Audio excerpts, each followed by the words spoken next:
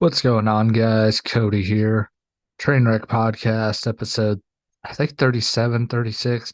I realized on the last couple episodes I had the count screwed up whenever I looked into our Spotify account and I saw that there were two episode 34. So I went and corrected that. I think we're on 36 now, or it might be 37, dude. I don't know. I've screwed up the account. I apologize. I didn't realize that was probably really confusing for y'all.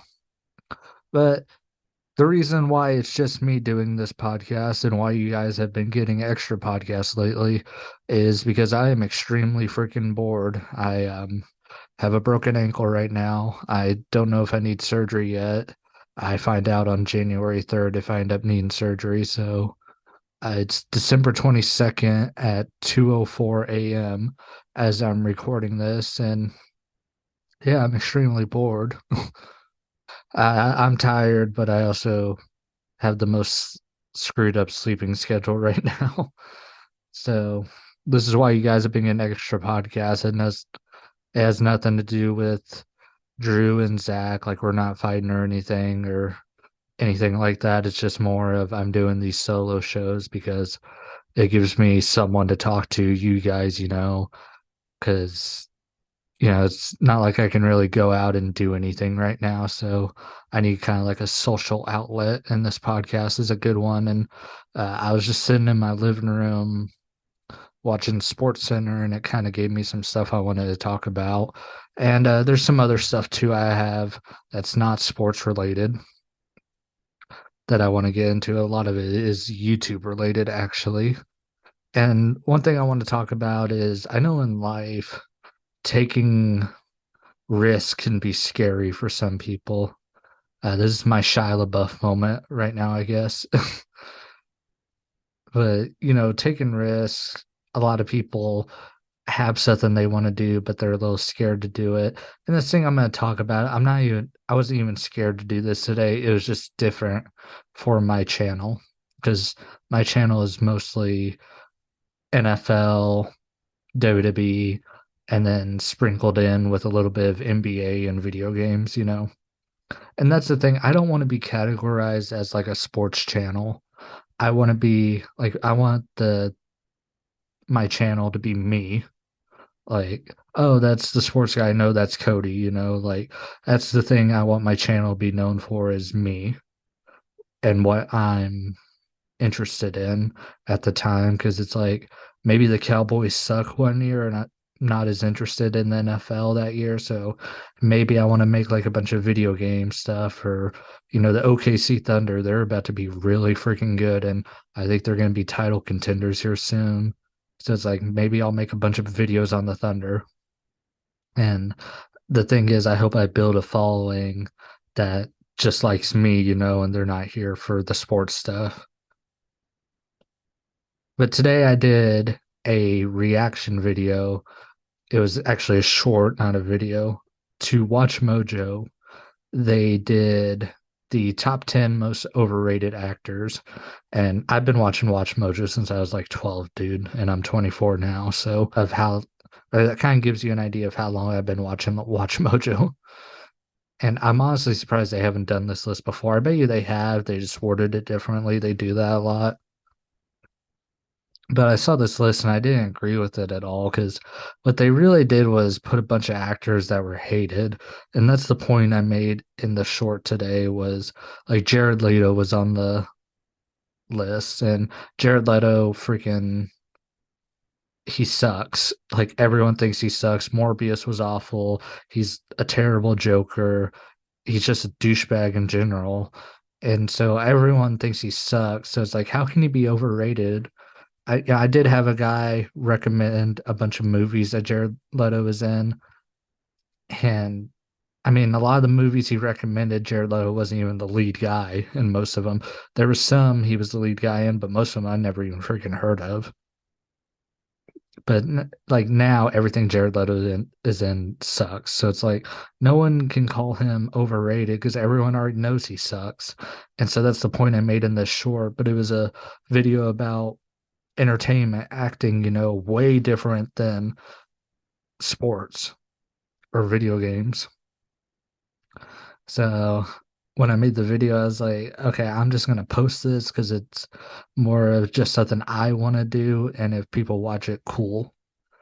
And so I thought it was gonna get like maybe 30 views because the only thing it really had going for it, algorithm wise, is that it had a bunch of hashtags in the title and it kind of had a clickbait title. So I was like, okay, that might work for me, but shorts, I ain't gonna make a thumbnail for a short. And two, like sounds, I think is really what kind of helps push it with the algorithm. I think that's what's really helped me the month of December is December. All I Want for Christmas Is You by Mariah Carey's the top sound, top trending sound. And so that's why every short I've attached that sound to it because I think it would help with the algorithm more. But since this was taken from another video, it automatically had a default sound to that Watch Mojo video.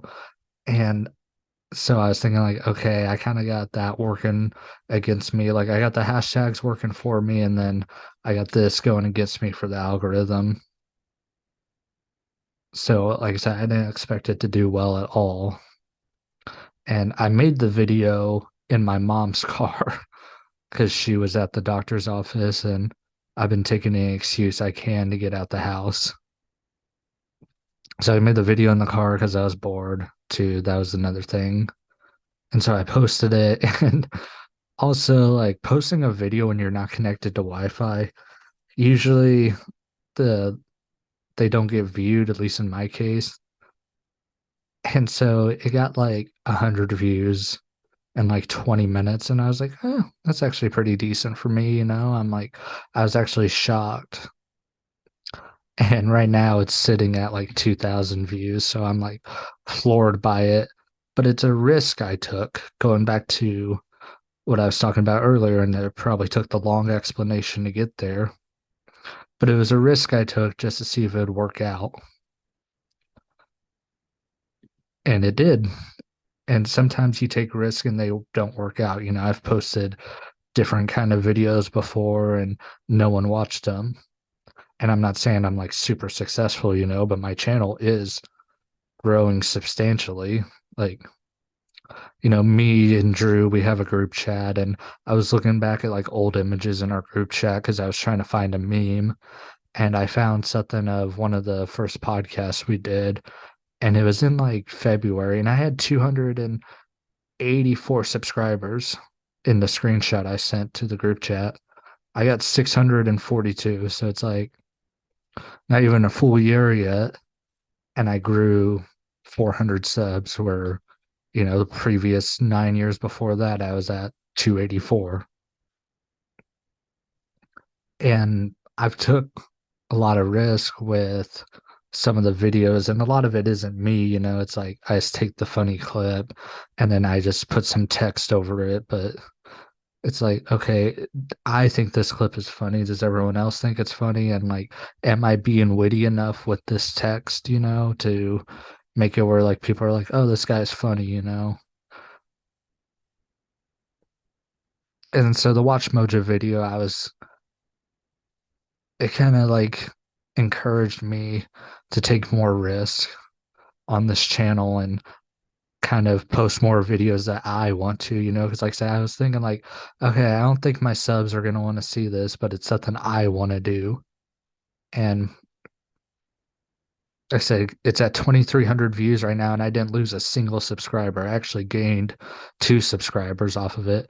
And it wasn't anything where it's like my face was in the whole video and it was me talking, which is going back to the last podcast where I was talking about how I get discouraged by just posting the meme videos and I want to post stuff with myself in it. That kind of gave me more reassurance to do stuff like that. And so it's an idea I've had for a while. You know how ESPN, they post all those clips and stuff from the debate shows like First Take and Get Up and all that.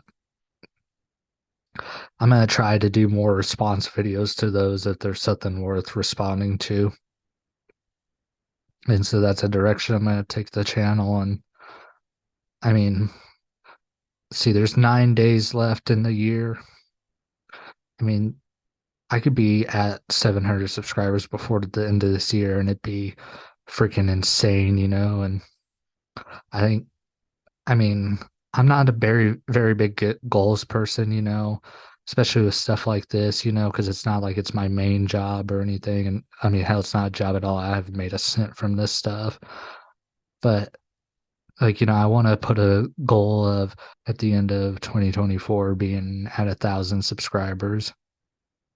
But it's also like, man, if I'm putting that on me, that's setting myself up for disappointment. But I'm going to tell you guys right now, God, I really want to be at 1,000 subscribers before the end of next year. And this is another like take the risk story for you guys. Because I know everyone has this issue where they want to take a risk on something and it's hard. I said there's the doubts in the back of your mind, there's just low self-esteem. I mean, there's a lot of stuff like that that just goes against you. And trust me, I know, dude, because I deal with the same stuff too. And I know, I mean, every person does. Like, even the most confident person has doubts.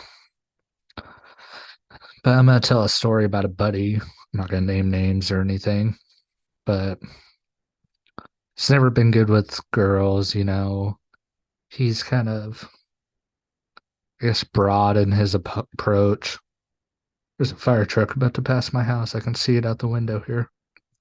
But yeah, he's always been broad in his approach to girls. Like, he's very blunt and how he talks to them. He doesn't know how to play the game, I guess is the best way to put it.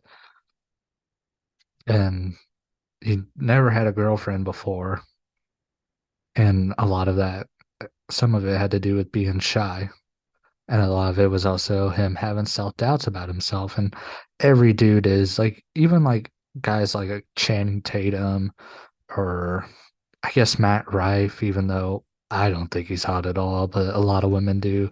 A lot of guys like that, even though they're considered gorgeous by a lot of people, they probably have doubts whenever they like walk up to a girl, like a girl that you really, really want. Because I mean, you can walk up to a girl and flirt with her and stuff, and if she shoots you down, most of the time you don't care if it's someone you didn't really have your sights set on. You were just trying to get some. But with this dude, he wasn't like that. He was looking for a future partner. He's older than me, and I'm 24, and he'd never had a girlfriend. And so I tried coaching him up, and telling him, like, dude, you're going to fall on your face. It's going to be rough, but take the risk. And if you fail, that's what life is about. Life is about failure. So go out there. Here's like a good like sports analogy, I guess. You have your division rivals in the NFL, and like the Lions are a perfect example before this year.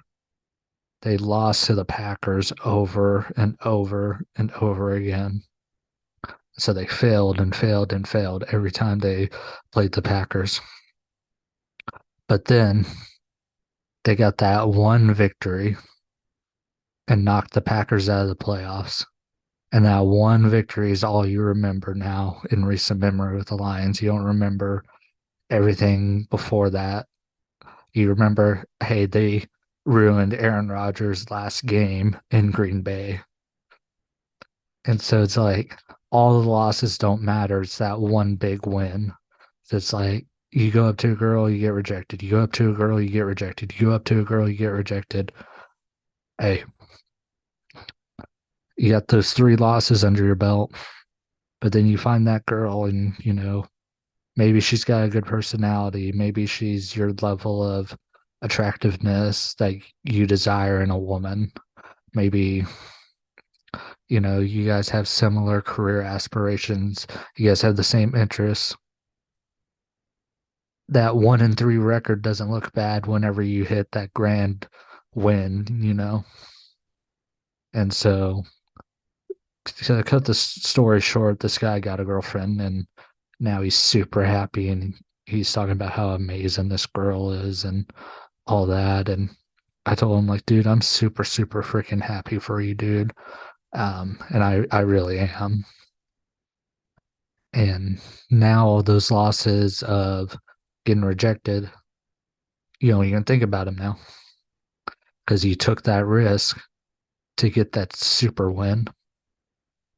And so that's just a little, I guess, piece of advice for you guys is take the risks, dude. Or girl, if there's a girl listening. You know, I see my numbers. I got a 7% female audience. So if there is a girl listening, hell, she probably already clicked off by now. Hell, I don't even know how long I've gone on this recording already. It's probably hasn't been long, but it's 2 a.m. and I just turned a 5 minute segment probably into like a 15-minute segment. But it's a message that I think a lot of people need like reassurance on about. We all go through struggles, we all have our doubts, we all lose, but we're all winners if we try. Another quick thing I wanted to touch on, and this is for my nerds out there. Yu-Gi-Oh! Famous card game. My second favorite anime ever next to Naruto is the Yu-Gi-Oh! Anime, specifically Yu-Gi-Oh! 5Ds. It is going to be leaving Hulu. All the Yu-Gi-Oh! Anime except for Sevens, I believe, it's going to be leaving Hulu on January 1st. And I know Yu-Gi-Oh! The sub version is on Crunchyroll. And I know the OG Yu-Gi-Oh! Sub and dub are both on Netflix. But I really wonder where like GX, 5D, Zexal, the other 20 Yu-Gi-Oh! Shows. I really wonder where they're gonna go. The English dubs, because the English dubs for Yu-Gi-Oh! Are really good. And so I'm curious to see. I was doing some research on it because I was in the middle of rewatching Yu-Gi-Oh! GX, and now I'm really trying to watch it now because I got 11 days to finish it. But I'm hoping that it ends up on Netflix or Disney Plus. The rumor I saw going around on Reddit was Disney Plus, but I'm not sure how concrete those rumors are. And then I don't know if you guys watch Dylan from Yu-Gi-Oh! Everything, but he hasn't even posted a video about it yet. So I'm hoping that the Yu-Gi-Oh! English dub ends up. I, I if I had to guess, I think it'll end up on Netflix. I don't think it'll end up on Disney Plus, but we'll see. And man, Yu-Gi-Oh! It's been going on for what, since 1999, I believe. And it's still like, it's definitely lost its luster for me. But maybe it'd be different if I had kids, like maybe it's huge with children and I just don't know it. But for me, I loved the original Yu-Gi-Oh! I really liked GX and I loved 5Ds. I think 5Ds is the best Yu-Gi-Oh! Show, and I think Yusei is a phenomenal character. And then I tried to watch Zexal, and from everything I hear, the early part of Zexal is horrible, and that's the part I watched. But everyone says the ending of Zexal is some of the best stuff Yu-Gi-Oh's ever put out, and I haven't gave it a second chance, and I don't think I'll be able to finish GX and then watch all of Zexal in 10 days. I say, even though I'm not working right now, I still have other stuff to do, like stuff for this channel. And so, yeah, I don't know. I'll give Zexel another chance one day. It's just not going to be anytime soon. But yeah, for any of my Yu-Gi-Oh fans out there, it is going to be leaving Hulu on January 1st. Enough with the life advice and the anime talk. It's time to get into what this channel is known for, and that is sports. One quick thing I wanted to touch up on is a guy I've made fun of a lot on this channel, and he deserves it. But I will give credit where credit is due. Ja Morant had his return for the Memphis Grizzlies the other night and hit the game-winning shot to clinch it for the Grizzlies. And I think they've played 2 games since he's come back and they've won both of them. And then they return to Memphis tomorrow night.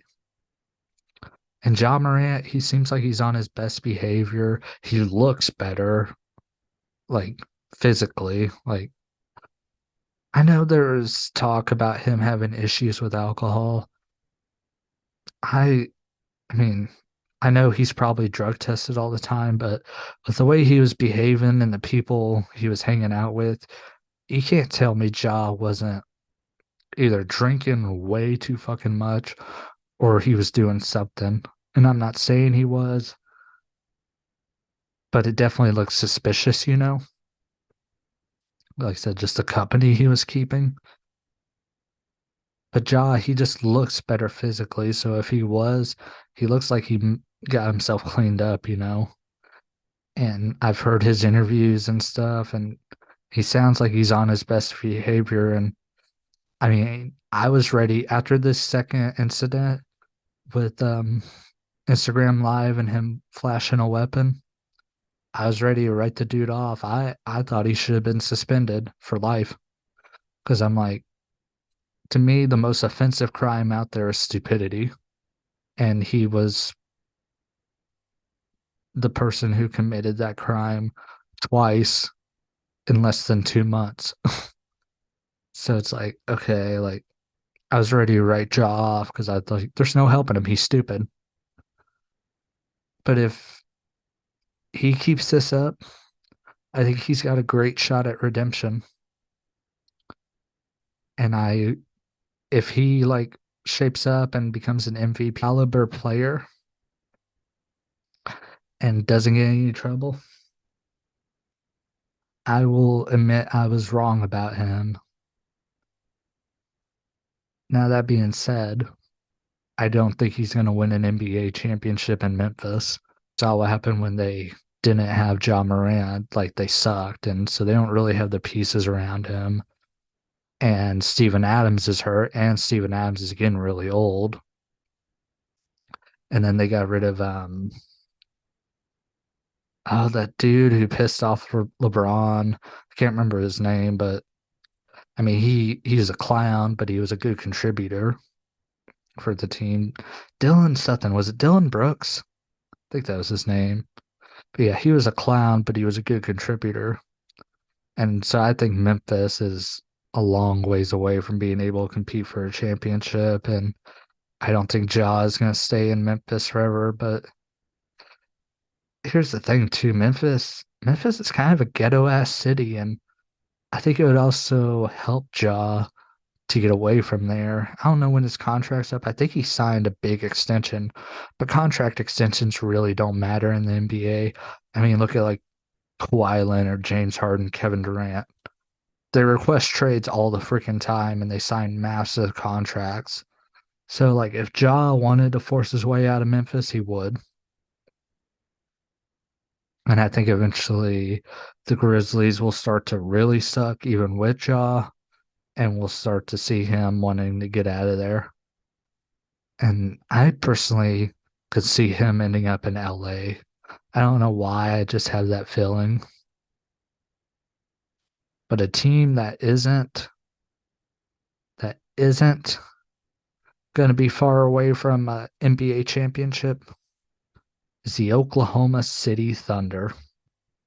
As of the recording of this podcast, which is Friday, December 22nd, and it's probably going to be released a few days from now, they took on the Los Angeles Clippers, who a lot of people have winning the NBA championship. I don't, but I know a lot of the analysts on ESPN will or do. And the Thunder smacked them around. Now, I know that the Clippers didn't have Kawhi Leonard, but what the hell does Kawhi Leonard really contribute outside of the postseason? But the Oklahoma City Thunder, they won 134 to 115.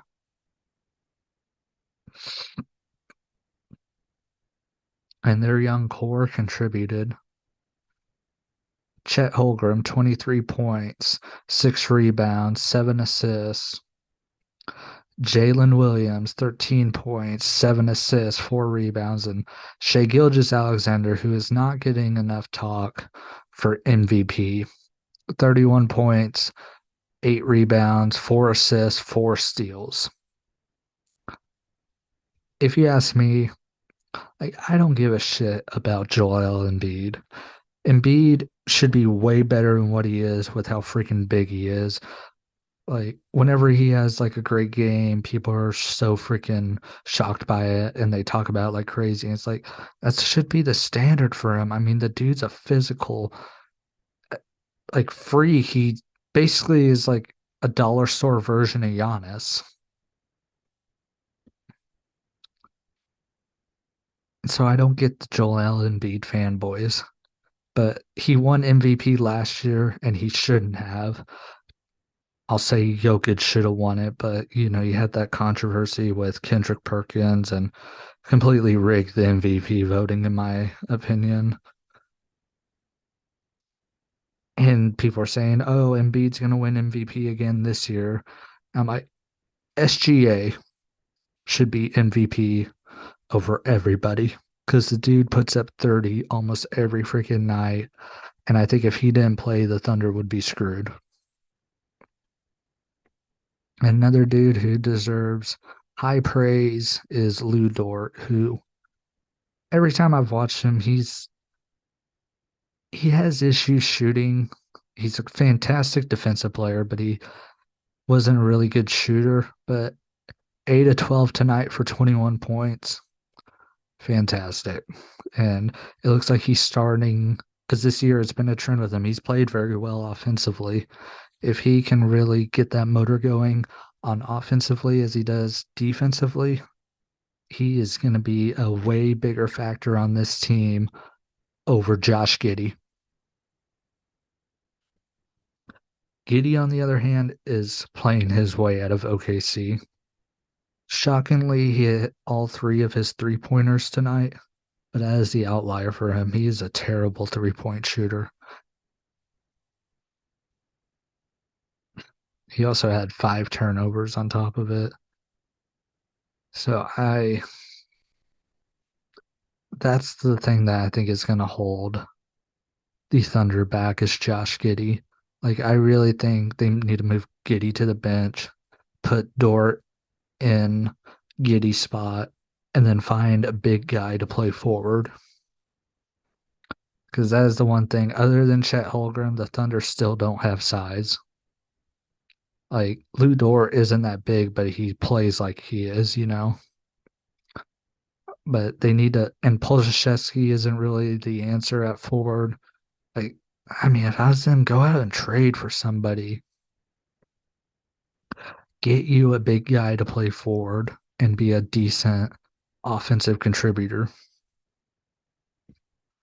There's a guy right now, actually, that just cried after his team lost their 25th straight game, Cade Cunningham. And where did Cade Cunningham go to school? Oklahoma State. I'm just saying.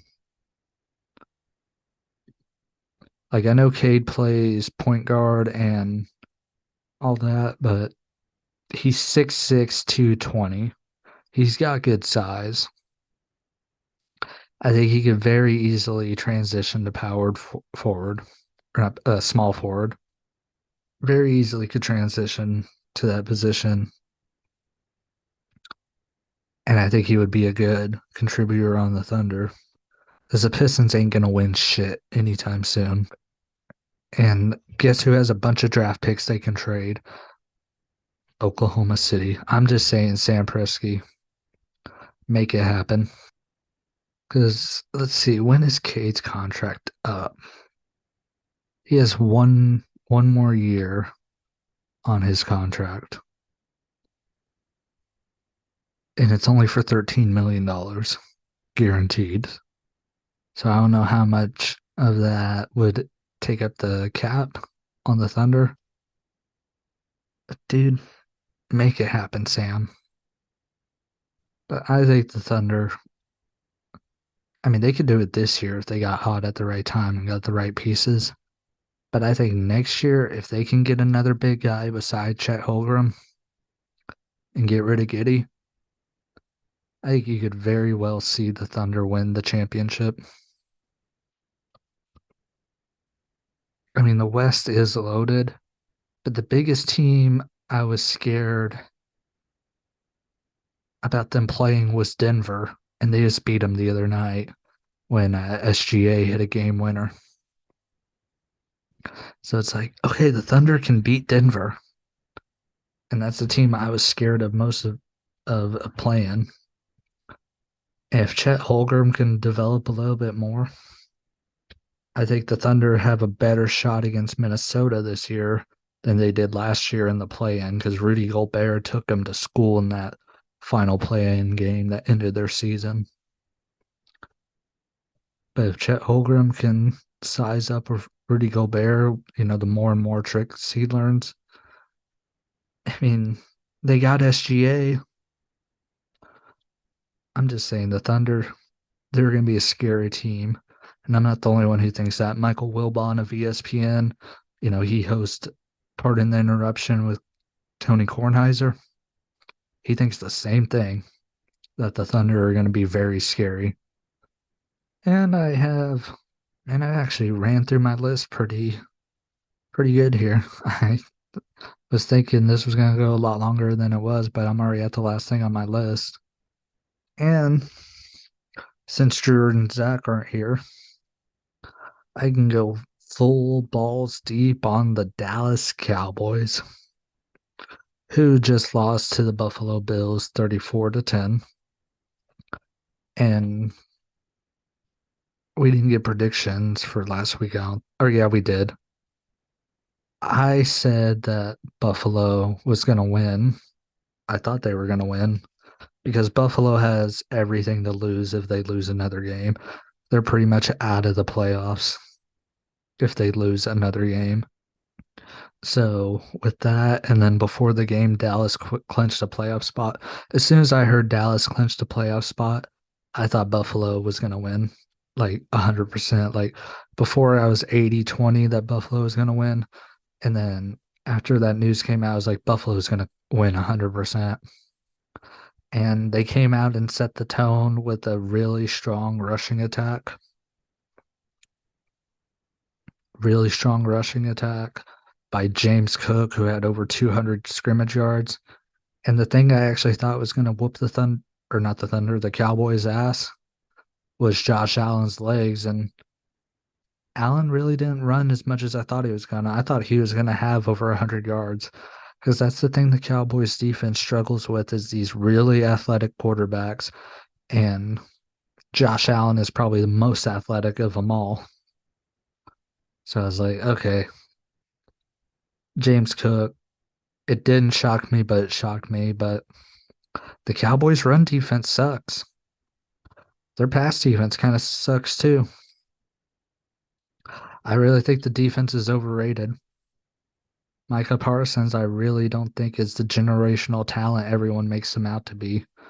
I think he's in a really good system with Dan Quinn. After this year, when Dan Quinn's gone, because I think Dan Quinn's going to be the head coach of the Raiders, let's see how Parsons looks. That's why I don't think this offseason the Cowboys should give him a contract extension. I think you pay Dak and CD before you pay Parsons. Because the thing is, this team is filled with great pass rushers. You got Osa Digizua, Mozzie Smith. He had actually a good game against Buffalo. Marcus Lawrence is getting up there in age, but you also have Dorrance Armstrong.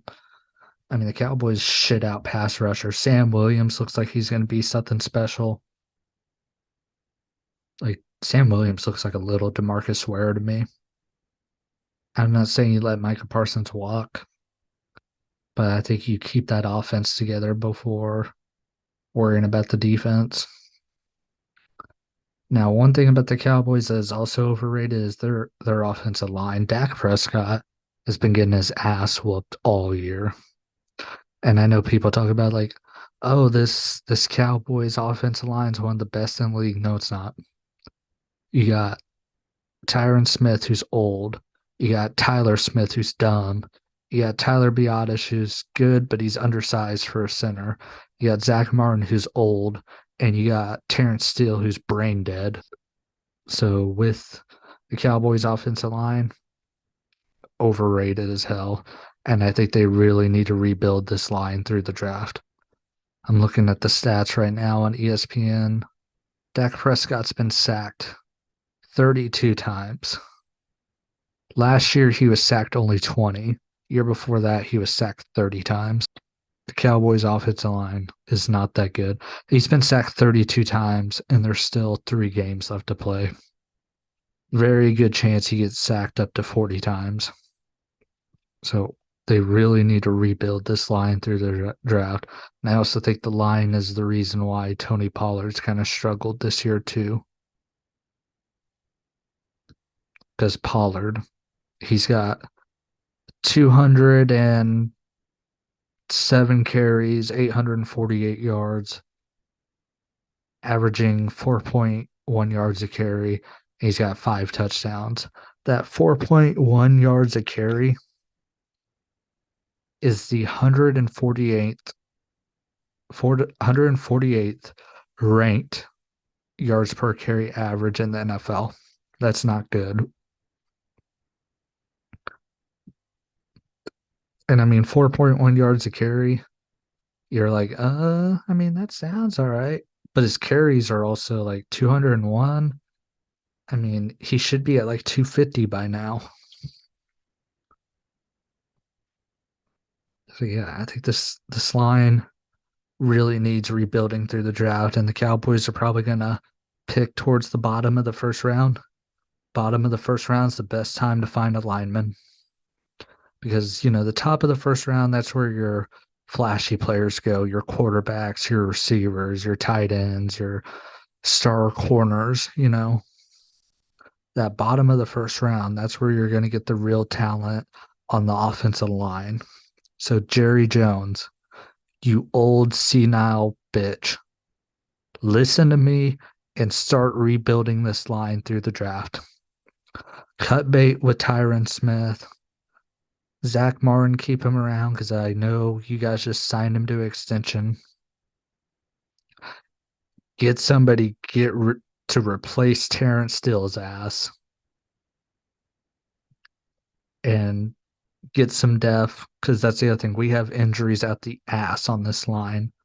Like it's time to find a good talent that can play the role behind Zach Martin because Zach Martin is probably going to miss this game against Miami with a quad bruise. Get some young talent on this offensive line because we're good at receiver. We're stacked at defensive line. And I think we're all right at linebacker. This kid that we converted from safety to linebacker, Bell, he's been really good. I mean, maybe use like a third-round pick to get some depth behind him because looks like we're losing Leighton Vander Esch. I mean, the free agent market this year for defensive players, Chris Jones, Josh Allen, Brian Burns, all dudes that could help the Cowboys. Christian Wilkins, excuse me. Bunch of dudes that could help out the Cowboys. Go out there and spend that money, Jerry. Even though, God, you're going to have to spend a lot of money just on your own players. But are you going to have to spend that money, dude? Because what if they go out and shit the bed in the divisional round this year? I'm just saying. What if they go out? Because they're probably going to play the winner of the NFC South in the wild card round. Now, I have full confidence that they'll beat whoever comes out of the South, but if they don't, you fire everyone. But if they go out and win in the wild card round, which they should, because they're better than the Falcons, they're better than the Saints, the Buccaneers offense would give them a tough time. And the Panthers aren't going to make the playoffs. Yeah, the Cowboys should win the wild card round, which will give Dak Prescott more playoff wins than Tony Romo. which I think is enough to consider Prescott's era more of a success than Romo's. But if you got in the divisional round and you're probably going to end up facing the 49ers again, and you go out and shit your pants against them again, do you keep these players? Because a lot of these players have been on the team the last 2 years when you've lost to the 49ers, and they were on the team this year when you lost to the 49ers in week 5, 42-10. I think that was the score. I ain't going to look it up. I don't want to think about that game at all. So, do you cut bait with these people if that happens? And I'm not saying Dak Prescott, because Dak isn't the problem. But if we lose to the 49ers again, do you get rid of Mike McCarthy? Do you say, go ahead and accept a head coaching job, Dan?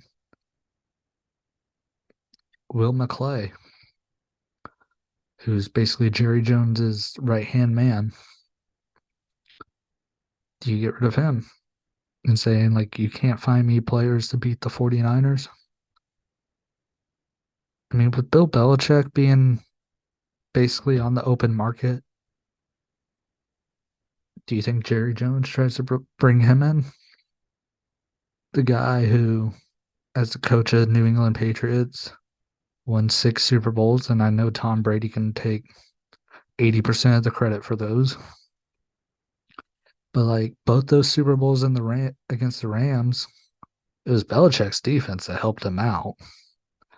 The other ones are Brady. But like Super Bowl 50, whatever the hell, the one that was like 13-3, they don't win that Super Bowl without Bill Belichick.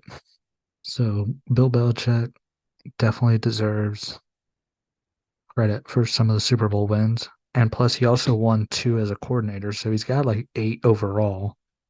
And he's been to well over 10. Do you bring Bill Belichick in? Because if you're losing Dan Quinn, I think Bill might be the next defensive mastermind to bring in that can be comparable to Dan Quinn. And here's the thing, like the biggest problem with Bill is his personnel decisions, his drafting decisions. Well, Jerry Jones ain't giving that up to nobody.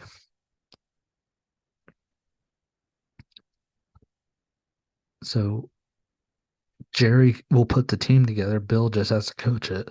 And I think they would have a very good relationship if that was the case. So that's just a thing to think about there. But the Cowboys, they have 3 games to close out the season. They have the toughest schedule of any team, like the toughest stretch of any team at all this season, because they've had to play the Eagles, the Bills, the Seahawks, the Dolphins, the Lions, like all teams with winning records and all teams that are going to be in the playoffs, I think. So I think Seattle's going to find a way to sneak in. So this week, Dallas faces Miami. Now, I don't know if Miami's going to have Tyreek Hill, but even if they don't, they still got Raheem Mostert and Devon Achan. However the hell you say this dude's name, I've heard a million different pronunciations. And with a team that just got gashed by James Cook for over 200 yards, I think we're probably going to get a repeat of that. I think the Cowboys are going to finish 11-6. I think they're going to lose to the Dolphins. I think they're going to lose to the Lions. And I think they'll beat the Commanders in this season. And the thing I really, really hate is I wanted Dak Prescott to win MVP so badly. And after that Bills game where he didn't even throw a touchdown and had a brutal interception, he ain't going to win. And makes me sad because, I mean, Dak Prescott is just such an amazing dude. Just everything I hear, one of the nicest guys. in the whole league. And, he got recognized for that this past year with the Walter Payton Man of the Year honor, which is more prestigious than the MVP. And our guy is the guy who got honored with that distinction.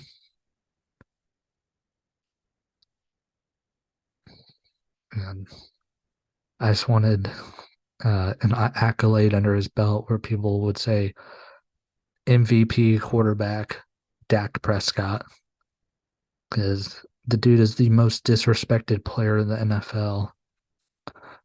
The dude has 28 touchdowns, 7 interceptions. That's a 4-to-1 ratio. That's amazing. If Mahomes had that right now, they'd be none on the freaking ESPN, Fox Sports. Everybody would be sucking that dude's dick. They don't talk about a 4-to-1 touchdown interception ratio with Dak Prescott. If it was Aaron Rodgers, they'd be like, he's 40 and he's doing this.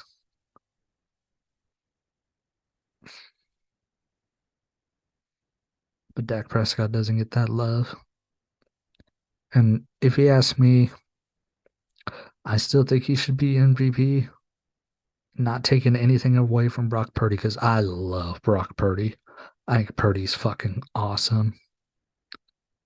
But how much of his yards and touchdowns are run after catches? Like, I don't know if they keep a stack on yak yards, like who leads the league in yak yards, but I bet you it's the 49ers. Tyreek Hill is number one in terms of receivers, but I'm trying to find entire teams. They're number four, almost 1,800 yards after catch. The Chiefs are actually number one, which is insane, considering they got so many trash ass receivers. But I bet you Isaiah Pacheco has a lot to do with that. The Bengals, the Dolphins, and then the 49ers. Dolphins, like I said, a lot of that has to do with Tyreek Hill. Bengals, that actually is kind of shocking because the only dude I can think of that'd be a good yards after catch dude is Jamar Chase. T. Higgins is more of a up and get him, and yeah.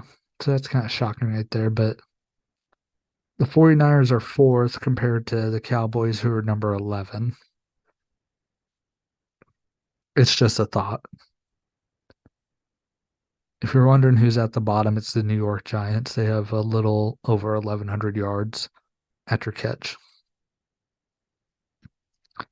So if you're asking me, Dak Prescott should be MVP, but he's not gonna because one bad game and the media is gonna hold it against him.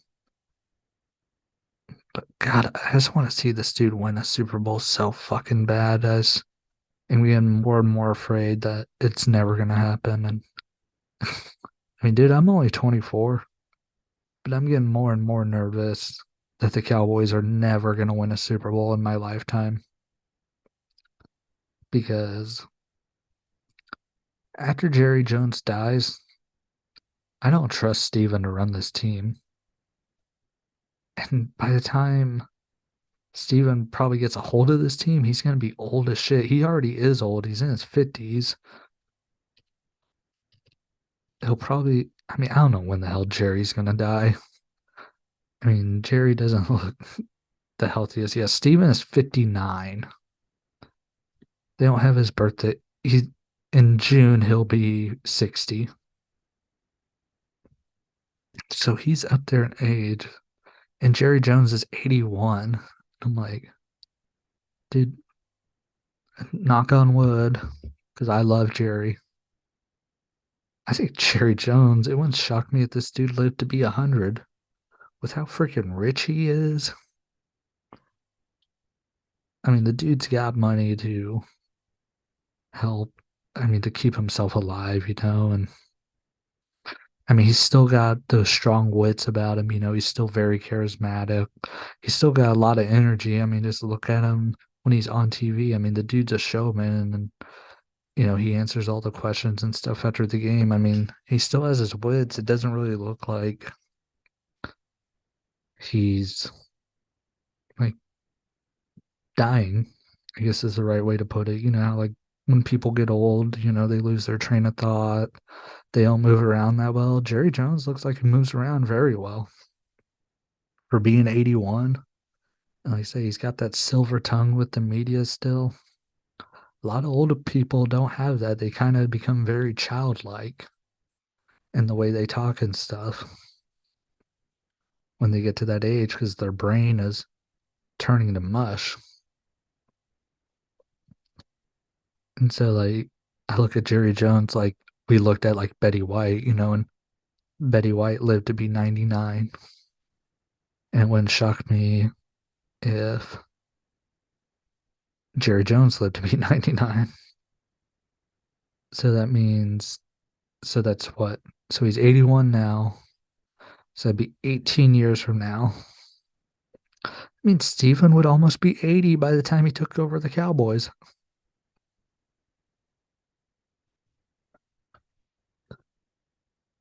So he would be the same age that Jerry is now. Look how that's working out. Like, I look at the Cowboys a lot like WWE. WWE was ran by Vince McMahon forever. And, in the Attitude Era when Vince was like in his 50s and 40s and stuff, he had all these amazing ideas and, you know, took a lot of risk and exploded WWE, when Vince was younger and was a spring chicken, I guess is the best way to put it. But once Vince kind of got like in his 70s, 60s, that's when the WWE products started to really suffer. And it's because I doubt I have any old people that watch my channel. And if there are, I don't mean like this as an offensive thing to you guys, but old people cannot relate to young people. It's just how it is. The interests are way different. And so, and the thing with like sports leagues, entertainment, any form of entertainment, you want to appeal to a younger demographic because your older fans, they're going to die and then you're going to run out of fans. So you're always trying to get younger in everything you do. Like this podcast, if it ever explodes, it's not going to appeal to the 60 and 70-year-olds. We're going to try to appeal to that 18 to 25-year-old because that's the demographic you want, because those are the people that go out and spend money and stuff like that. I mean, it's basic business. And so WWE, really suffered under Vince McMahon when Vince got really old and out of touch. And now, Vince got forced out because he couldn't keep his freaking dick in his pants, basically. And now it's under Triple H, who's in his 50s, around the same age when Vince McMahon started to really take off, And now WWE is the hottest it has been in 20 years. Hottest it's been since the Ruthless Aggression era. And it's because they got a young mind driving the force.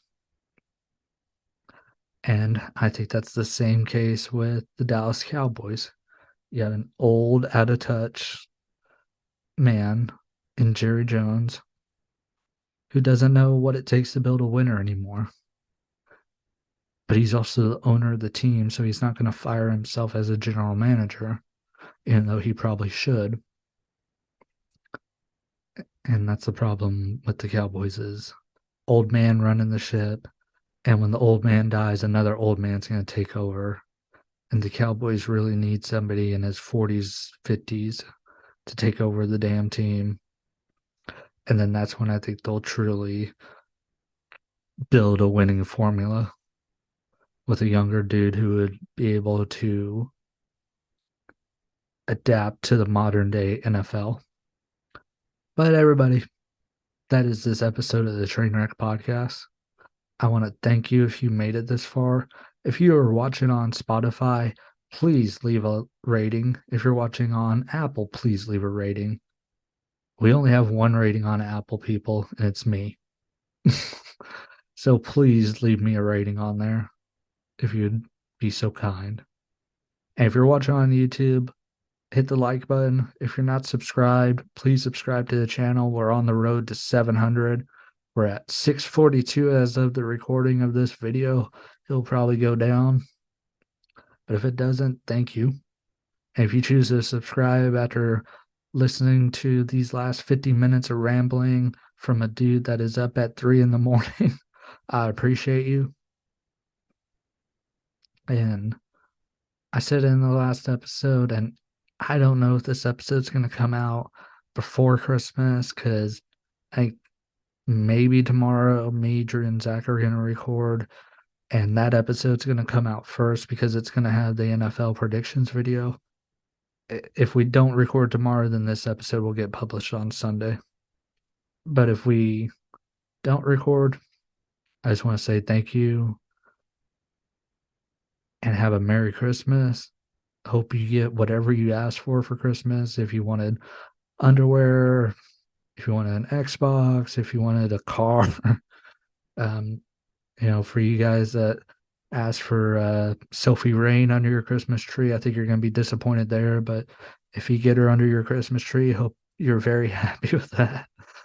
And Christmas is my favorite time of year, man. So I hope everyone has a good Christmas. And, we'll probably have another podcast out before New Year's. And Monday, which this podcast will hopefully be out before Monday, we're going to do a live stream. San Francisco 49ers taking on the Baltimore Ravens in what I think is a potential Super Bowl matchup. I don't think it's going to be the Super Bowl matchup, but it's a potential one.